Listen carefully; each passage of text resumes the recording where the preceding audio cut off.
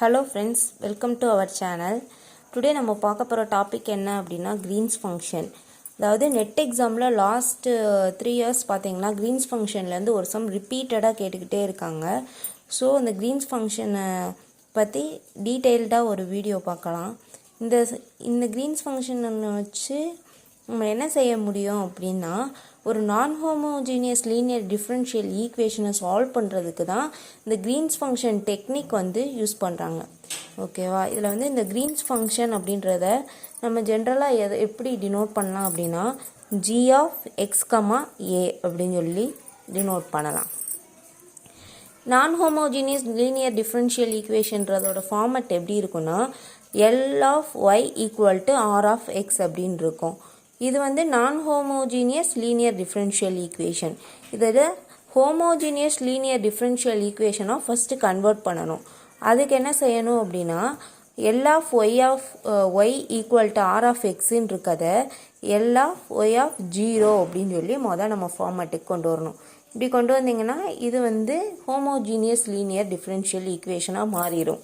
இதில் இந்த L அப்படின்றது எதை டினோட் பண்ணும் அப்படின்னா டிஃப்ரென்ஷியல் ஆப்ரேட்டரை டினோட் பண்ணும். ஓகேவா? இந்த கிரீன்ஸ் ஃபங்க்ஷன் மேத்தமெட்டிக்கல் ரிலேட்டடாக பார்த்தீங்கன்னா எதோட ரிலேட் பண்ணுவாங்கன்னா டிராக் டெல்டா ஃபங்க்ஷன் டெல்லோட ரிலேட் பண்ணுவாங்க. சம்டைம்ஸ் பார்த்தீங்கன்னா நெட் எக்ஸாம்லேயே கூட கிரீன்ஸ் ஃபங்க்ஷன்லையும் டிராக் டெல்டா ஃபங்க்ஷனையும் ரிலேட் பண்ணி சம்ஸ் கேட்க சான்சஸ் இருக்குது. அதோட ஃபார்மட் எப்படி இருக்கும் அப்படின்னா L of g of x, a equal to del x minus a அப்படின்னு இருக்கும். ஓகேவா? நான் ஃபஸ்ட்டே சொன்னேன்னா ஹோமோஜீனியஸ் ஈக்குவேஷனா அதோட ஃபார்மட் எப்படி இருக்குன்னா L of y of x equal to 0ன்னு இருக்கும். நம்மளுக்கு கிரீன்ஸ் ஃபங்க்ஷனில் ஃபஸ்ட்டு கொடுத்துருக்க ஈக்குவேஷன் நான் ஹோமோஜீனியஸாக இருக்கும். அதை ஹோமோஜீனியஸ் ஈக்குவேஷனுக்கு நம்ம கன்வெர்ட் பண்ணுவோம். ஓகே, இது ஹோமோஜீனியஸ் ஈக்குவேஷனோட ஜென்ரல் ஃபார்மட் என்ன அப்படின்னா a2 of x into d squared y divided by dx square plus a1 of x into dy divided by dx plus a0 of x into y equal to 0ன்னு இருக்கும். இதில் இந்த coefficient values இருக்குல்ல, அதாவது a2 of x, a1 of x, a0 of x அப்படின்றதெல்லாம் எதை denote பண்ணும் அப்படின்னா கான்ஸ்டன்ட் வேல்யூஸை டினோட் பண்ணும். ஃபார் எக்ஸாம்பிளுக்கு d squared y divided by dx squared minus 2 into dy divided by dx plus y equal to 0. இது என்னது? ஒரு ஹோமோஜீனியஸ் லீனியர் டிஃப்ரென்ஷியல் ஈக்குவேஷன். இந்த ஈக்குவேஷனை நம்ம எப்படி சால்வ் பண்ணலாம் அப்படின்னா கொடுத்துருக்க ஈக்குவேஷனை first m squared minus 2m plus 1 equal to 0 அப்படின்னு எழுதிக்கணும். அதுக்கடுத்து என்ன செய்யணும் அப்படின்னா இந்த ஈக்குவேஷனை சால்வ் பண்ணி இதோட ரூட் வேல்யூ ஃபைண்ட் அவுட் பண்ணணும். இப்போ இதை சால்வ் பண்ணுறீங்க அப்படின்னா ரூட் வேல்யூ 1 அப்படி சொல்லி கிடைக்கி. இப்போ இந்த அதாவது ரூட்டோட வேல்யூ இதில் இப்படி சால்வ் பண்ணதுக்கப்புறம் அதாவது கொடுத்துருக்க நான் ஹோமோஜீனியஸ் லீனியர் டிஃப்ரென்ஷியல் ஈக்குவேஷனை ஹோமோஜீனியஸ் லீனியர் டிஃப்ரென்ஷியல் ஈக்குவேஷனாக மாற்றி அதோட ரூட்ஸ் ஃபஸ்ட்டு கண்டுபிடிக்கணும். கிரீன்ஸ் ஃபங்க்ஷனை கண்டுபிடிக்கிறதுக்கு அதோட ரூட்ஸ் ஃபஸ்ட்டு கண்டுபிடிக்கணும். அப்புறம் இப்போ இந்த ஹோமோஜீனியஸ் ஈக்குவேஷன் சொன்னோமா, இந்த ஹோமோஜீனியஸ் ஈக்குவேஷனுக்கு 2 லீனியர் இண்டிபெண்ட் சொல்யூஷன்ஸ் இருக்குது. அது என்ன அப்படின்னா y1 of x and y2 of x. First அந்த y ஆஃப் எக்ஸ் அதாவது அதோட ஃபார்முலா என்ன, இந்த ஈக்குவேஷன் சால்வ் பண்ணி அதோட ஃபார்முலா என்னன்னு கண்டுபிடிக்கணும். அதுக்கப்புறம்தான் அந்த ஃபார்முலாவில் கிரீன்ஸ் ஃபங்க்ஷன் நம்மளால் அப்ளை பண்ண முடியும். ஓகேவா? அதுக்கு தான் இதை என்ன செய்கிறோம், first m square minus 2m plus 1 equal to 0ன்னு மாற்றுறோம். அடுத்து அதோட ரூட் வேல்யூ கண்டுபிடிக்கும். இப்போ இந்த ரூட்டோட வேல்யூ ரியல் அண்டு ஈக்குவலாக இருந்தது அப்படின்னா அதோட சொல்யூஷன் எப்படி இருக்கும் அப்படின்னா y equal to c1 plus c2 of x into e power mx அப்படின்னு கிடைக்கும். இதே இது கொடுத்துருக்கக்கூடிய அந்த ரூட்டோட வேல்யூ ரியலாக இருக்கும், ஆனால் டிஃப்ரெண்ட்டாக இருக்குது. அதாவது m1ம் m2வும் ஈக்குவலாக இல்லை. சம்திங் ரெண்டும் டிஃப்ரெண்ட்டாக இருக்குது அப்படின்னா அதோட சொல்யூஷன் எப்படி இருக்குன்னா y equal to c1 e power m1x plus c2 e power m2 of x அப்படின்னு இருக்கும். இதே இது இமேஜினரி வேல்யூவாக கிடைக்குது, நமக்கு அந்த கிடைக்கக்கூடிய ரூட் வந்து இமேஜினரி வேல்யூவாக கிடைக்குது அப்படின்னா அந்த சொல்யூஷன் எப்படி இருக்குன்னா e power alpha X into a cos beta X plus b sin beta X அப்படின்ற ஃபார்மெட்டில் இருக்கும். ஓகேவா? இப்போ க்ரீன்ஸ் ஃபங்க்ஷன்றது வந்து நம்ம கண்டுபிடிக்கிறதுக்கு ஒரு 4 கண்டிஷன்ஸ் இருக்குது. அந்த 4 கண்டிஷன்ஸ் என்னன்னு சொல்லி பார்த்தீங்கன்னா, ஃபஸ்ட்டு வந்து அதோட பவுண்ட்ரி வேல்யூஸ், அதோட பவுண்ட்ரி கண்டிஷன்ஸை வந்து அது சாட்டிஸ்ஃபை பண்ணும். 2 பவுண்ட்ரி கண்டிஷன்ஸ் இருக்கும், அந்த ரெண்டையும் ஃபஸ்ட்டு அதை சாட்டிஸ்ஃபை பண்ணணும். தேர்ட் கண்டிஷன் என்ன அப்படின்னா, அட் எக்ஸ் ஈக்குவல் டு ஏன்னு இருக்கும்போது க்ரீன்ஸ் ஃபங்க்ஷன் எப்படி இருக்கும்னா கண்டினியூஸாக இருக்கும். அதாவது லிமிட் எக்ஸ்டென்ஸ் டு ஏவோட வேல்யூ பாசிட்டிவாக இருக்கும்போது க்ரீன்ஸ் ஃபங்க்ஷன் ஏவோட வேல்யூ பாசிட்டிவாக இருக்கும்போதும் லிமிட் எக்ஸ்டென்ஸ் டு ஏவோட வேல்யூ நெகட்டிவாக இருக்கக்கூடிய க்ரீன்ஸ் ஃபங்க்ஷனும் எப்படி இருக்கணுமா, ஈக்குவலாக இருக்கணும். அதான் continuous at x equal to a அப்படி சொல்லி கொடுத்துருக்காங்க. அடுத்து ஃபோர்த் கண்டிஷன் என்ன அப்படின்னா, க்ரீன்ஸ் ஃபங்க்ஷனை பார்ஷியலாக டிஃப்ரென்ஷியேட் பண்ணும்போது அது வந்து எப்படி இருக்கும், டிஸ்கண்டினியூட்டியாக இருக்கும். அந்த கண்டிஷனில் என்ன ஆகுதுன்னு பாருங்க, limit extends to a plus doe g divided by doe x minus limit extends to a negative value doe g divided by doe x which is equal to எதுக்கு ஈக்குவலாக இருக்கும்னா 1 பை a2 ஆஃப் ஏ. இதுக்கு வந்து ஈக்குவலாக இருக்கணும். a2 of ஏன்றது எது, இந்த இருக்குது பார்த்தீங்களா, d squared y divided by dx ஸ்கொயர்டோட கோஎஃபிஷியண்ட்டுக்கு எப்படி இருக்கணுமா, ஈக்குவலாக இருக்கணும் அப்படின்றாங்க. இந்த 4 கண்டிஷன்ஸையும் சாட்டிஸ்ஃபை பண்ணணும் க்ரீன்ஸ் ஃபங்க்ஷன் அப்படின்னு சொல்லியிருக்காங்க. இப்போ நீங்கள் க்ரீன்ஸ் ஃபங்க்ஷன் கண்டுபிடிக்கணும் அப்படின்னா இப்போ இந்த 4 கண்டிஷன்ஸையும் அப்ளை பண்ணி நம்ம சம் சால்வ் பண்ணுறது இருக்குது. பட் அதுக்கு வந்து டைம் வந்து அதிகமாக எடுக்கும், கூட ஒரு 4 ஸ்டெப்ஸ் வந்து செய்கிற மாதிரி இருக்கும். ஸோ டைரெக்டாக நம்ம வந்து ஒரு 2 வந்து அதாவது y1ஓட வேல்யூ க்ரீன்ஸ் ஃபங்க்ஷனுக்கு 2 இண்டிபெண்ட் சொல்யூஷன் இருக்குதுன்னு கண்டுபிடிச்சி முதலே சொல்லிட்டோம். அது என்னன்னா y1 of x y2 of x இந்த இருக்கா.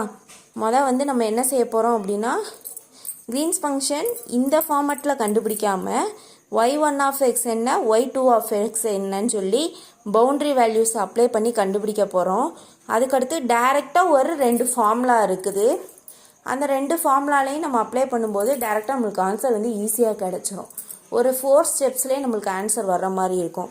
அந்த மெத்தட் நம்ம யூஸ் பண்ணி க்ரீன்ஸ் ஃபங்க்ஷன் வந்து நம்ம சால்வ் பண்ண ஆரம்பிப்போம். ஓகேவா? நீங்கள் எக்ஸாம்பிள்ஸ் நம்ம பார்க்குறப்ப உங்களுக்கு புரியும். இப்போ இந்த ஃபார்முலா சொன்னேன்னா 2 ஃபார்முலா இருக்குது அப்படின்னு. ஃபஸ்ட்டு என்னதுன்னா ராங்ஸ்கியன் ஃபார்முலா.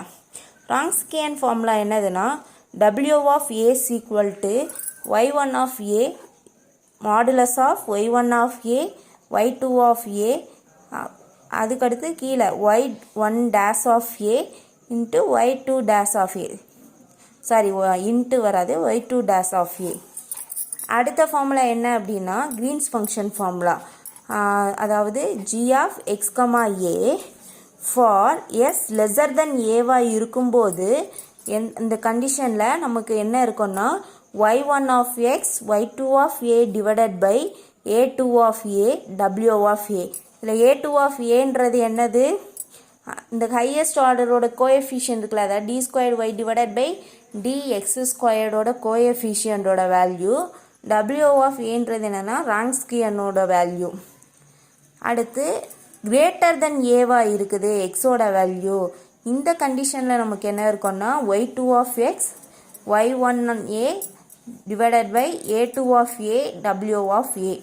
இந்த 2 ஃபார்முலா தான் இம்பார்ட்டன்ட். இந்த 2 ஃபார்முலா தெரிஞ்சது அப்படின்னா நம்ம ஈஸியாக க்ரீன்ஸ் ஃபங்க்ஷன் சம்ஸை வந்து சால்வ் பண்ண முடியும். ஓகேவா? இப்போ பாருங்க, ஃபார் எக்ஸாம்பிளுக்கு ஃபஸ்ட்டு சம்மு. ஃபஸ்ட்டு என்ன கொடுத்துருக்காங்கன்னா construct the Green's function u double dash plus lambda of u equal to 0 given boundary conditions. boundary conditions எப்பயுமே நம்மளுக்கு கொடுத்துருவாங்க சம்மில். அதாவது u of 0 equal to 0 and u1 of 0 equal to 0ன்னு சொல்லி இது பண்ணியிருக்காங்க. ரெண்டு boundary conditions இருக்குது. ஃபர்ஸ்ட் boundary condition என்னது? at x equal to 0ன்னு இருக்கும்போது நம்மளுக்கு வேல்யூ என்ன கிடைக்கும்? ஒய்யோட value 0. at x equal to 1ன்னு இருக்கப்போ ஒய்யோட வேல்யூ என்ன இருக்கா? 0 அப்படின்னு இருக்கு. இதான் ரெண்டு பவுண்டரி கண்டிஷன்ஸ். ஓகேவா? ஃபர்ஸ்ட் வந்து கொடுத்துருக்க சம்மில் கிவன் என்னன்னு எழுதணும். y double dash plus lambda of u double dash plus lambda of u equal to 0ன்னு இருக்கு. இதை ஃபஸ்ட்டு என்ன செய்யணும்? நான் ஹோமோஜீனியஸ் ஈக்குவேஷனாக மாற்றணும். நான் ஹோமோஜீனியஸ் ஈக்குவேஷனாக என்னது? L of y equal to R of x.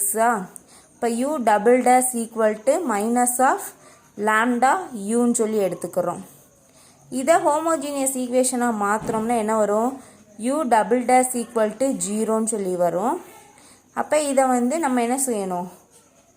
Linear differential equation ஃபார்மட்டில் மாற்றுறோம். அதாவது m ஸ்கொயர்ட் ஈக்குவல் டு 0ன்னு இருக்கும். இப்போ எம்மோட வேல்யூ 0,0. இப்போ எம்மோட வேல்யூ அதாவது இந்த கிடைச்சிக்கக்கூடிய இந்த ரூட்ஸோட வேல்யூ ரியலாக இருக்குது. அண்ட் தென் இதோட இது ரெண்டு எப்படி இருக்குது? ஈக்குவலாக இருக்குது. அப்படின்னா நம்மளுக்கு ஃபார்முலா என்னது?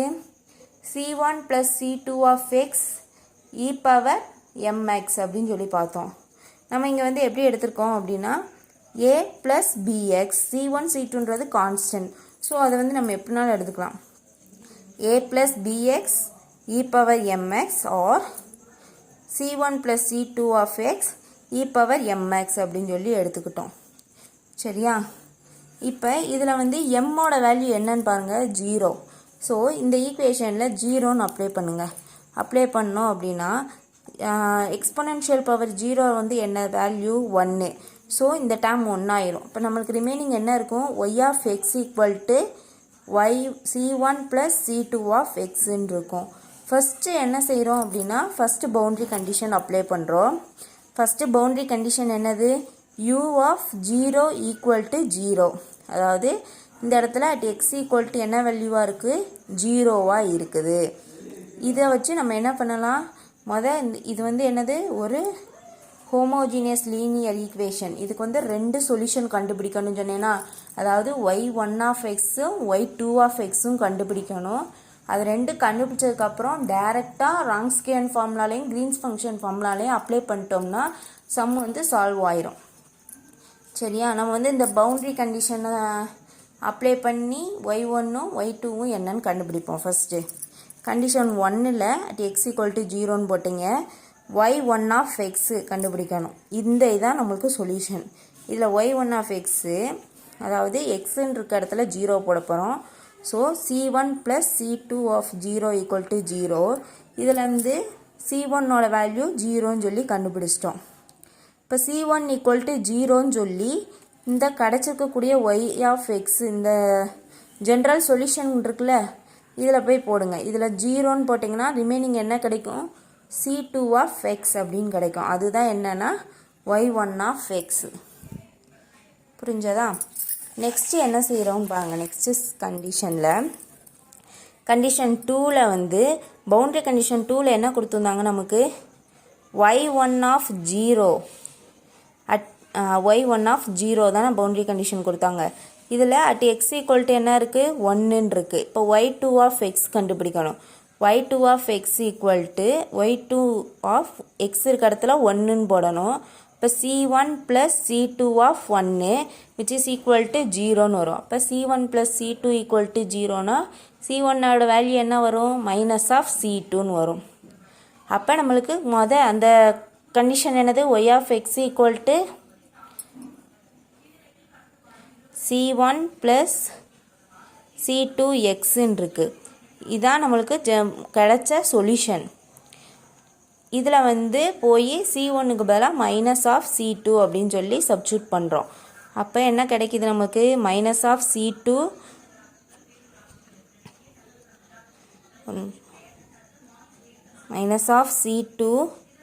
+ c2 of x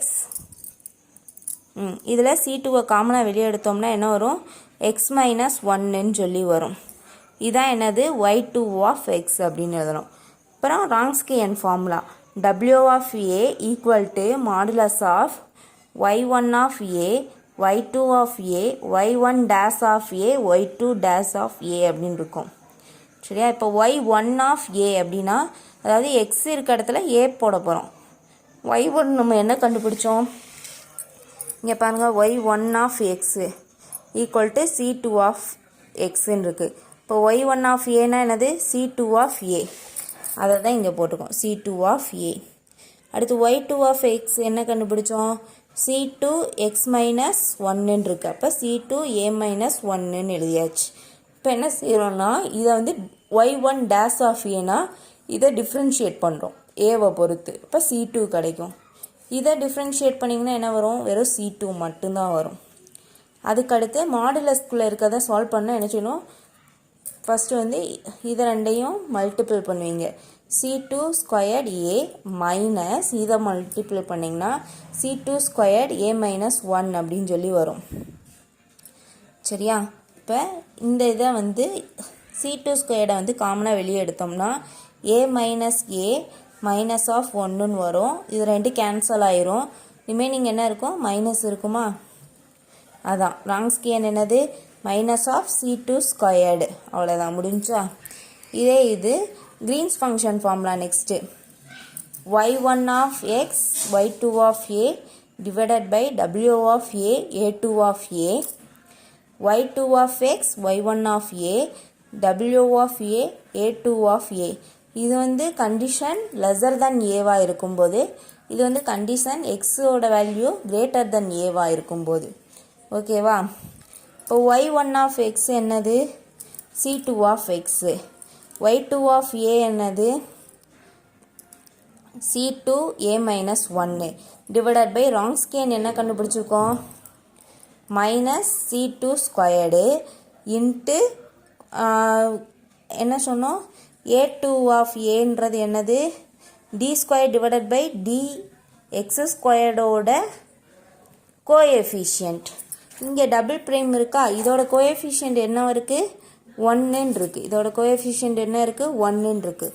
so A2 of ஏவோட வேல்யூ என்னது, 1. அதை இங்கே போட்டிருக்கோம். போட்டு இதை சால்வ் பண்ணுங்கள். அதே மாதிரி இந்த இதுக்கும் அப்ளை பண்ணி சால்வ் பண்ணோம்னா எக்ஸு 1 மைனஸ் A, அதாவது எக்ஸோட வேல்யூ 0 to Aன்னு இருக்கும். அடுத்து A 1 minus x for A lesser than x lesser than or equal to 1 அப்படின்னு இருக்கும். இதான் ஆன்சர். ஈஸி. கொடுத்துருக்க பவுண்ட்ரி கண்டிஷன் ரெண்டையும் கொடுத்துருக்க சொல்யூஷனை நான் ஹோமோஜீனியஸ் ஈக்குவேஷன்லேருந்து ஹோமோஜீனியஸ் ஈக்குவேஷனாக கன்வெர்ட் பண்ணுறோம். அடுத்து அதோட ரூட்ஸ் கண்டுபிடிச்சு அதோட சொல்யூஷன் என்னன்னு கண்டுபிடிக்கும். அந்த சொல்யூஷனுக்கு வச்சு அந்த லீனியர் டிஃப்ரென்ஷியல் ஈக்குவேஷனோட ரெண்டு சொல்யூஷன் கண்டுபிடிக்கணும். Independent solutions y1 of X என்ன y2 ஆஃப் எக்ஸ் என்னன்னு கண்டுபிடிக்கும். அதுக்கேற்ற தான் எதை யூஸ் பண்ணுறோம் அப்படின்னா பவுண்ட்ரி கண்டிஷன்ஸ் யூஸ் பண்ணி ரெண்டையும் கண்டுபிடிப்போம். அதுக்கடுத்து ராங்ஸ்கியன் ஃபார்முலாலையும் கிரீன்ஸ் ஃபங்க்ஷன் ஃபார்முலாலையும் அப்ளை பண்ணிங்கன்னா நமக்கு ஆன்சர் வந்துடும். இது வந்து ஒரு மெத்தட் ஆஃப்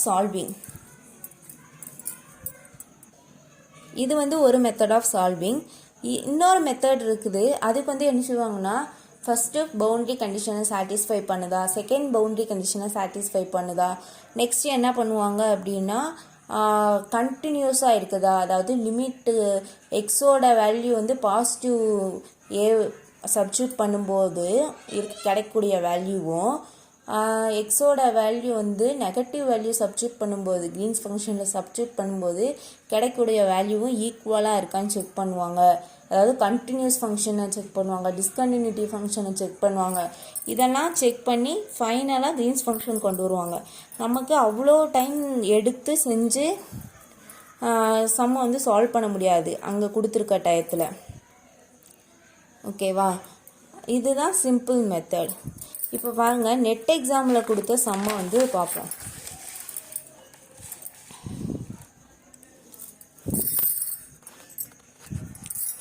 இது வந்து ப்ரீவியஸ் இயர் நெட் எக்ஸாமில் கேட்ட question. Green's function satisfying d squared divided by dx squared g of x comma x naught which is equal to del of x minus x naught with the boundary conditions of g of minus l comma x naught equal to 0 equal to g of l comma x naught equal to 0. இதோட value என்ன அப்படின்னு சொல்லி கொடுத்துட்டாங்க. இதுக்கு வந்து ஒரு 4 options வேறு கொடுத்துருக்காங்க. நம்ம சொன்னேன்னா க்ரீன்ஸ் ஃபங்க்ஷனை வந்து மேத்தமெட்டிக்கலில் சம்டைம்ஸ் டிராக் டெல்டா ஃபங்க்ஷனோடையே ரிலேட் பண்ணுவாங்க. இங்கே ரிலேட் பண்ணியிருக்காங்க பார்த்தீங்களா, டிராக் டெல்டா ஃபங்க்ஷனோட. இதில் பாருங்கள், d square divided by d x square g of x comma x naught which is equal to del of x comma x நாட்டுன்னு இருக்கா. இதில் இது எதை குறிக்கும், g of x comma x நாட்டுறது க்ரீன்ஸ் ஃபங்க்ஷன், அதை வந்து ஒய் அப்படின்னு சொல்லி நம்ம எடுத்துக்கலாம். சரியா, இது வந்து நான் ஹோமோஜீனியஸ் ஈக்குவேஷனாக இருக்குது. ஃபஸ்ட்டு நம்ம என்ன செய்வோம், நான் ஹோமோஜீனியஸ் ஈக்குவேஷனை ஹோமோஜீனியஸ் ஈக்குவேஷனாக மாற்றுறோம். இது எம் ஸ்கொயர்டு ஈக்குவல் டு 0ன்னு வருது. இப்போ எம்மோட வேல்யூ 0,0ன்னு இருக்குது. இது வந்து ரியல் ரூட்ஸு, அது ரெண்டும் ஈக்குவலாக இருக்குது. அப்படின்னா நம்மளுக்கு ஃபார்முலா என்னது, c1 + c2 of x into e power mx அப்படின்னு சொல்லி எழுதுவோம். எம்மோட வேல்யூ என்ன இருக்குது, 0 இருக்குது. இப்போ இ பவர் 0ன்னு அப்ளை பண்ணிங்கன்னா இந்த டேர்ம் 1 ஆயிரும். So y equal to c1 + c2 of எக்ஸ்ன்னு வருது. இதில் 2 பவுண்ட்ரி கண்டிஷன் இருக்குது. ஃபஸ்ட்டு பவுண்ட்ரி கண்டிஷன் என்ன அப்படின்னா, g of minus of l comma x naught equal to 0ன்னு இருக்குது. அதாவது இந்த இடத்துல at x equal to minus l அப்படின்னு இருக்கு. சரியா, எக்ஸ் ஈக்குவல் டு மைனஸ் எல்லுன்னு இருக்குது.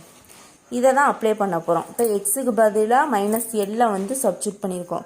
Which is equal to 0. இப்போ c1 minus c2 of l equal to 0ன்னு இருக்கும். இப்போ c1ஓட வேல்யூ என்னது, c2 ஆஃப் எல்லுன்னு இருக்கும். இப்போ y1 ஆஃப் எக்ஸ் என்னன்னு கண்டுபிடிக்கணும்னு வச்சுக்கோங்க. என்ன செய்யணும், c1 கொண்டு போய் இந்த ஈக்குவேஷனில் சப்ஸ்டியூட் பண்ணுறோம்.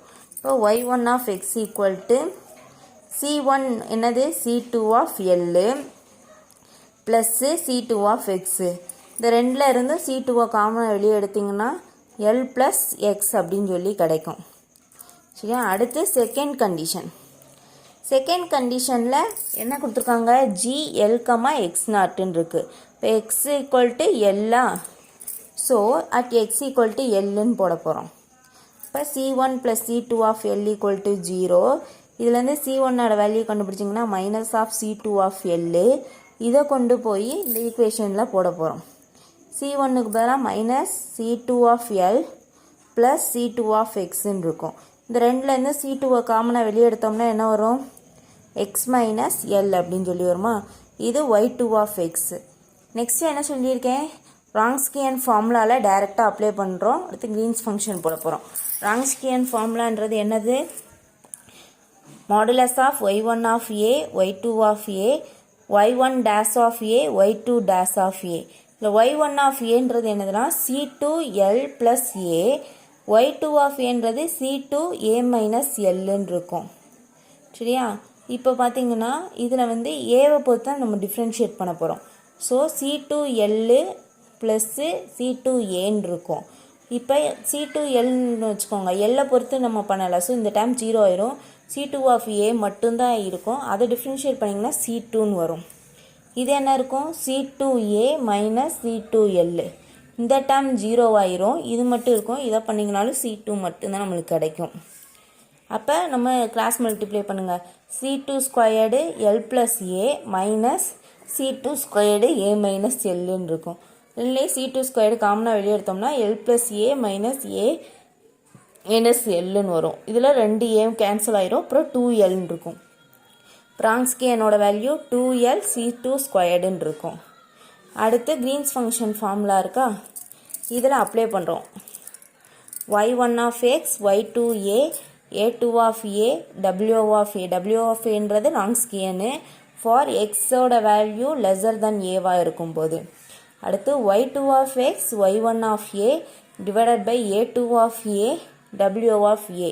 இது ஃபார் எக்ஸோட வேல்யூ வந்து கிரேட்டர் தென் ஏவாக இருக்கும்போது. இதில் y1 ஆஃப் எக்ஸ் அப்படின்றது என்ன அப்படின்னா,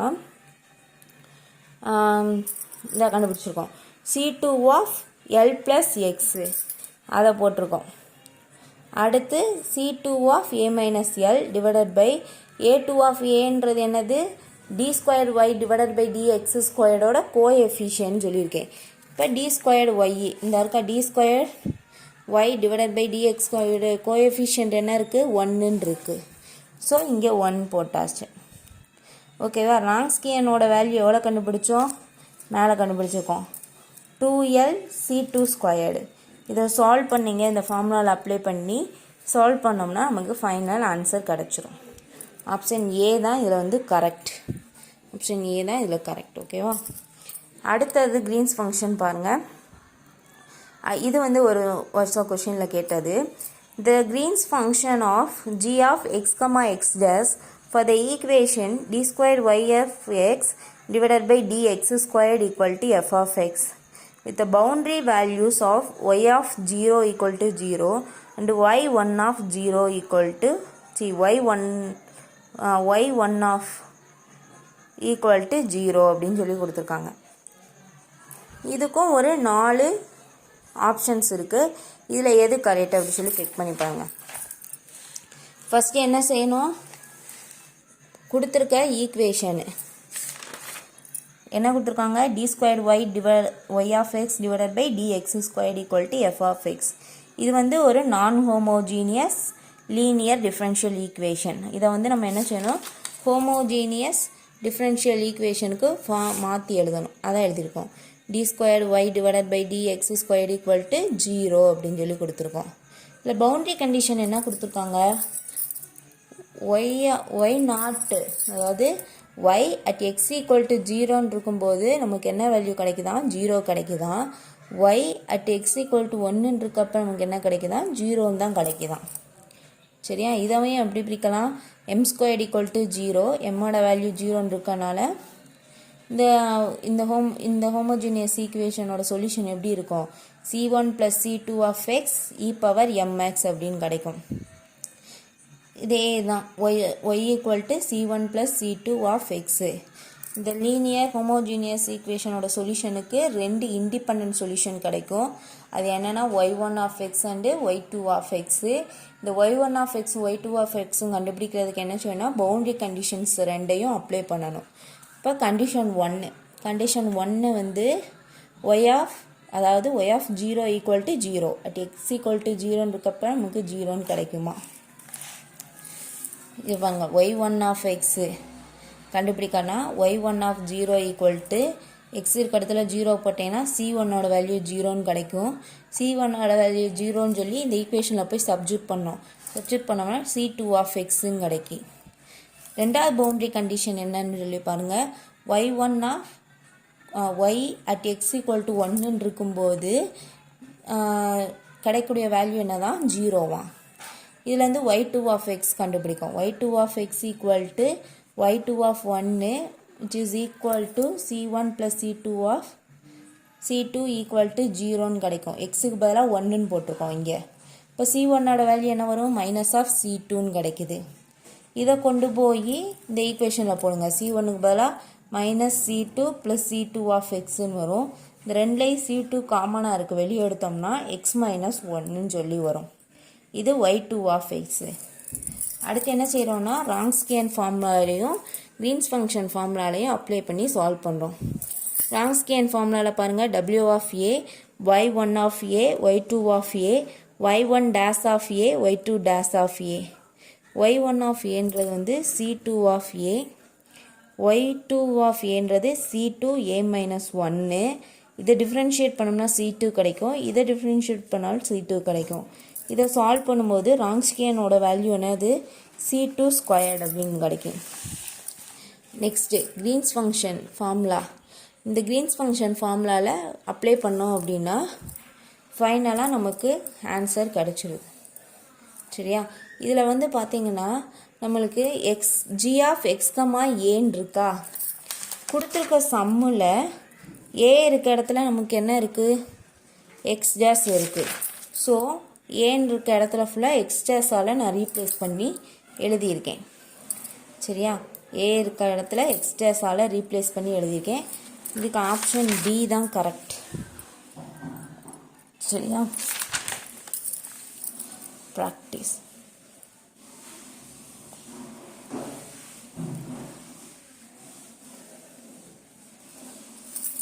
இது ப்ராக்டிஸ் சம். இந்த சம்முக்கு ஆன்சர் என்ன அப்படின்னு சொல்லி சால்வ் பண்ணி நீங்கள் கமெண்ட் செக்ஷனில் வந்து ரிப்ளை பண்ணுங்கள். தேங்க்யூ ஃபார் வாட்சிங். இதில் என்ன டவுட் இருந்தாலும் அதையும் கேட்டு கமெண்ட் பண்ணுங்கள்.